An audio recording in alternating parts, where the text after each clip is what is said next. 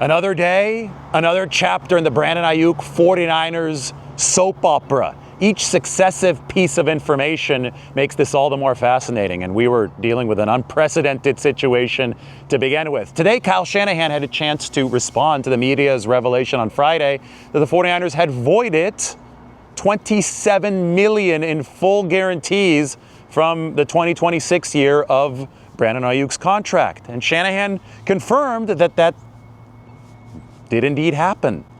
But he added some really fascinating context. He said that this happened back in July. He even specified that it happened at the beginning of training camp. He made it sound like there was one specific moment where it happened, although sometimes when you listen to Kyle talk, it's not completely clear. I'm going to let you listen to Kyle talk right now. Here's the most interesting quote from his press conference. I'm not going to get into specifics of that. There was a number of things from July that, to me, is more of a business side, dealing with lawyers and stuff and contracts and stuff that is really not my area of expertise. What happened in July, to me, in my opinion, doesn't have anything to do with the future. That had to do with circumstances that, to me, were out of a coach's hand. You know, the best way I can explain it, when it comes to business matters and lawyers and contracts and things like that. When it comes to the future of this, I mean, I would love for BA to be here. I would love for him to get healthy and get back to really helping us out and being a part of this team. We haven't had that in a little bit, and I still hold out hope that he can get there, but he obviously hasn't gotten there yet. Listen to this stuff carefully. The quote that caught my ears the most was "out of a coach's hand." The best way I can explain when it comes to business matters and lawyers and contracts, end quote. Twice, Kyle Shanahan invoked the word lawyers today. Again, implying that this is outside of his purview, that whatever happened in July came from the front office, not from Kyle Shanahan. For what it's worth, Kyle Shanahan still holds hope that Brandon Aiyuk plays for the 49ers this year, but I mean, there are a couple other quotes that I think broadcast the 49ers' frustration in communication with Brandon Aiyuk. This is a quote from Kyle Shanahan: "I'm not getting much dialogue just personally between him and I." There's been a clear trend, right? There's so much talk back in training camp of Brandon Aiyuk being a very vocal presence in the 49ers receiving room. We saw him out on the field as late as September, running some sprints, looking fairly good, especially considering the fact that he was coming off of 3 ligament tears. But he's faded to the background since then. He still has been in the facility. That much is important to emphasize. Kyle Shanahan even confirmed that he was here yesterday. But it's very clear that there's a wide chasm that has grown between Aiyuk and the 49ers. There still is so much that we don't know. Shanahan did not go into any more details about the July voiding of the contract. But we only have really one case in NFL history where there's some sort of precedent, and even that one was probably different. I talked about it a little bit earlier today. Antonio Brown, back in 2019, the Raiders voided $30 million of his contract. And the Raiders still, John Gruden held out hope back then that Antonio Brown would come back to the field and play in week 1. But Antonio Brown straight up said, "I'm not playing after they voided my guarantees." Brandon Aiyuk has not come out and said anything about wanting to play or not wanting to play after the 49ers voided his guarantees. But we have not seen him in the spotlight over the past couple months. We did see him for a short period of time after the voiding happened in July, but he obviously has retreated from that public spotlight. He was intentionally running in front of the media as late as September, and now we are just left to guess what could have happened back in July. Was it a poison pill in the contract? Did the 49ers protect themselves legally and then find a way to get out of the $27 million? Did Aiyuk unknowingly swallow this poison pill in the contract, or did Aiyuk intentionally eject from the $27 million, even though that would not be very advisable for most people? Did he intentionally do that to encourage a release to get to another team? This is all stuff that we don't know at this point. There is a lot of fog of war in this situation. I'm sure that Aiyuk is going to sit down on a podcast at some point and give his tell-all, his side of the story. Maybe we'll hear a little bit more from the 49ers after Brandon Aiyuk was no longer with the team, but currently he still is with the 49ers. Currently the recovery, they say, has plateaued from this knee injury, so I don't think he's hitting the GPS markers that the 49ers need him to hit quite yet. They have hoped that he would be back at some point this year, but obviously the background of the voided guarantees, I think, creates a lot more doubt about Ayuk's desire to potentially do so, even if there are members of the 49ers like Kyle Shanahan who would like to see him out on that practice field and eventually out on the game field. Talked to Trent Williams, who didn't want to get into this, although he said that he has been in touch with Brandon Aiyuk as a friend. Talked to Ricky Pearsall, who got a little further into this. We're going to play both of those videos, but first I do want to show you Kyle Shanahan and all of the quotes from this press conference. I hope that I did a good job really summarizing all that the 49ers are saying about this. They want Aiyuk back this year. That's what Shanahan says, but there obviously is, at the very least, a ton of doubt regarding this, and they have confirmed that those guarantees have been voided, although they're not going into further detail there. Have a listen to Shanahan, and then you could start to infer, and you could maybe start to play some guessing games about where he stands here and where the 49ers front office may stand, if there's a rift anywhere, and obviously you can start to understand the chasm between Aiyuk and the 49ers at a greater level. No, I think you can figure that out on yourself. I mean, it takes a lot of things to get a contract voided. I didn't even know, honestly, I've never dealt with that in my career. I've been in any building that's had that, so it was unusual, but that's stuff that I can't get into right now. Yeah, of course. I've been coaching over 20 years, and I've never been in a situation where a contract's been voided, so it was extremely unusual to me. And personally, I mean, I imagine you were very in support of him getting a new contract. We know how weird that negotiation was, but do you feel let down by the situation? Yeah, I'm not really there yet. Like, I know everyone got a lot of information yesterday. That was information that I found out in July and kind of dealt with it then. And to me, the contract stuff and guarantees and things like that is really, it's irrelevant to my relationship with the player and my relationship with our team and what we're trying to do this year. I know I went through that stuff and talked to him a lot about it back in July. But since July, it's been all about this season and hoping he would get healthy, and he's been working to get healthy, and I've been waiting for him to come back when he's healthy. I don't think that really matters. I think everyone might have a different opinion of that. I know with the contract stuff that happened back in July, I knew it was going to be a while for him to come back. I was hoping to get him back around this time, and we've kind of been going about that, like coaching the team. I don't really deal much with injured players. I was told a few weeks ago he was getting closer, and we haven't made progress in that way so far. So from my standpoint, I'm just waiting for him to get back to practice.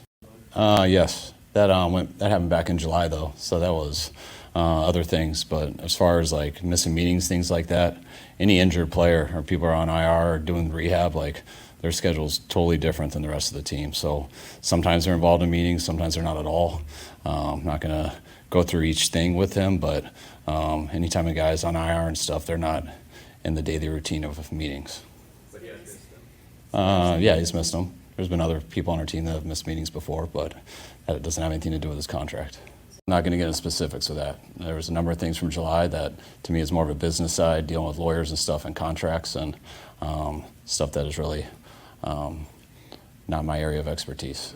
And now on to the 49ers locker room. Ricky Pearsall and Trent Williams. Yeah, man. I try not to stick my nose in other people's business like that. I just focus on, what's going on with me and my business. I got all the love in the world for BA. Me and BA go way back, to ASU days, 2019. So, how I feel about him specifically, it'll never change for him. He's been a huge part of my journey. He was the first receiver I would say that, showed me the routes of what an NFL receiver looks like back in 2019, and even to this day, watching film.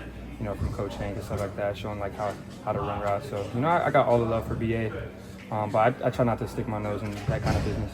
Can you speak to just kind of how he's feeling, where he's at mentally right now? BA? Yeah.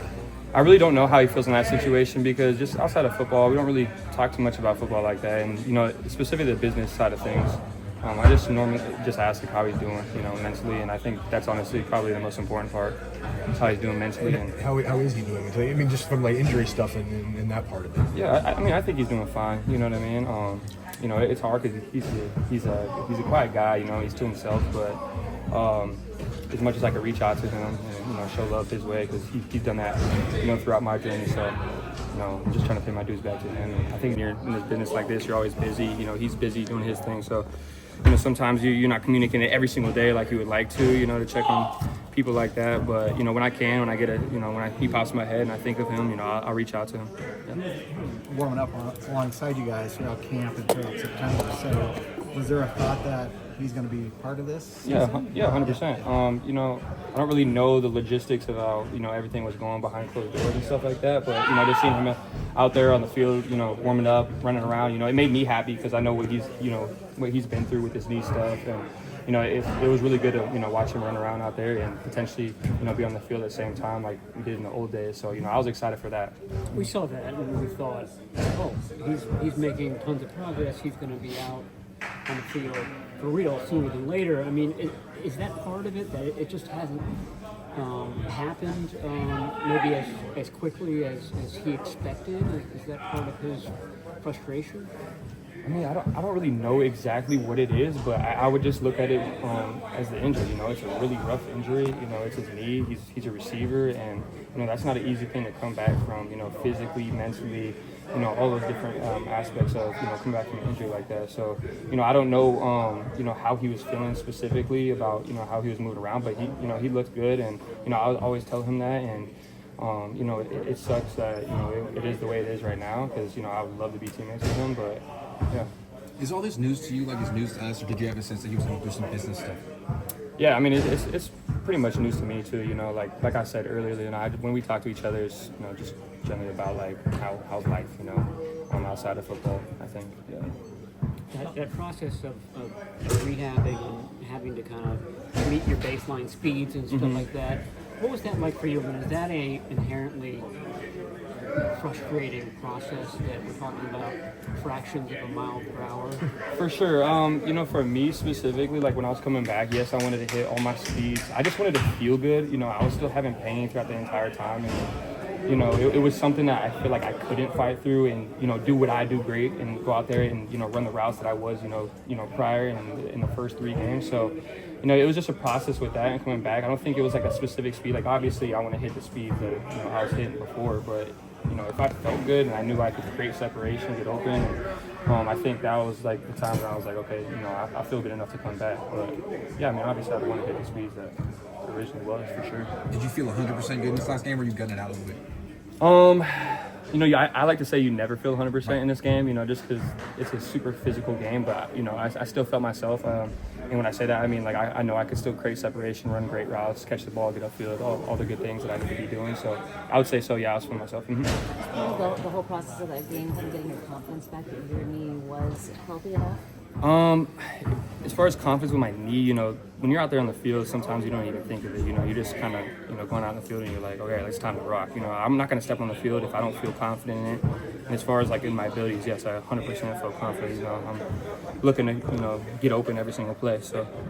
Ricky, when you got hurt initially and they do that initial test on the sideline, do they do the ACL test here, or did you just you bang your PCL? Yeah, they did all kinds of tests, and just because I was describing my knee pain, they didn't know what it was. I didn't know what it was because I'd never had any kind of knee pain, any injury to my knee. So I was just like, all right, my knee's hurting. Can I go back in? That was all I was asking. And I went in the tent. They were doing a bunch of different tests to me, and then I was going outside the tent trying to run around, and I was just having a lot of pain, with instability in the beginning. And so, that's how it went. What's relief that goes out ACL initial diagnosis? Oh yeah, there's always relief when you hear that. Yeah, for sure. Thank God. How involved was Brandon in meetings, team meetings, and training camp? And what did that sort of kind of siphon off? Yeah. I mean, I didn't really track exactly when it siphoned off or whatever you're talking about, but yeah, he was just like a second coach in there for us. Like I was saying earlier, BA was like one of the first dudes I was watching and was like, this is what it takes to be an NFL receiver, back at ASU days. So when I got here, watching his tape, running elite routes, being able to learn from him, and then just his voice in the receiver room, everybody respects him as a receiver, so you naturally respect, the words that he's saying, the coaching points that he brings up. So any other guys recognize when there's business matters that maybe distract from the sport that's happening with you? No, I think that's an individual thing. I think for everybody, their business side, I don't think no guys really in this locker room when they get too involved with other people's business. I think, honestly, in life, we should do more of that, not be in people's business. So, but yeah, that's what we try to do. I'm gonna just say this, I love B like a brother, and I'm not gonna comment on his situation. It's between him and the 49ers. So I'm gonna just let that be what it is. Can you give us just any insight into how he's been, just like how he is personally? Okay. So Fair enough. But you've been chatting with him, keeping close to him at all? Yeah. I mean, yeah, we talk. So. After all that, Monday Night Football is next here from Levi Stadium. Kind of Dominic's been, I think he's been pretty good all season. Obviously, we know he got hurt, been battling some injuries, but just the steps he continued to take year in and year out. He's still a really young player, but he's got so much experience that, we all overlooked that. But, he's still only a second-year guy and has a huge ceiling, very high ceiling. And so just excited to see him continuing to be who we all know he can be. The rotation next to you at left guard, is this the first time in your career that you've had two guys playing that position? No, I wouldn't say the first time. No, I wouldn't say that. I don't think so. Are there any certain challenges or benefits or different, as far as cohesion goes with you and the left guard that you have to work on or keep in mind with No, that's a good question. No, obviously me and Spence hadn't played beside each other a whole lot, but, it doesn't take a lot of getting used to. We're all just following the coach's instructions, so it's not like this combination of guys are going to do things a certain way, and then when Ben come in, we do it a certain way. It's, I'm going to do my job the same way no matter who's beside me. But hats off to both of those guys. They've been playing really, really, really good football. Obviously rotating, staying fresh, but to answer your question, I don't have to do anything different in particular. Trent, as a blocker, what's your favorite run play? That's a good question. It's I like to pull, get on the edge and stuff, but that's all predicated on what's in front of you. You know what I'm saying? You like certain plays versus certain looks and stuff like that. I know you don't play right next to him, but Curtis Robinson taking over for Fred. What kind of guy is he in the locker room? Oh, Curtis, he's one of the team favorites. Everybody loves Curtis around here. Not only the players, but the staff, and he's one of those beloved players. So everybody just really pulling for him. Everybody's in his corner, especially after last year and him working back to get back to where he is now, and now having the opportunity to go out here and start on Monday night, versus a really good opponent. We're all happy for him. We're just, ready to see him seize the moment. Good? Yep.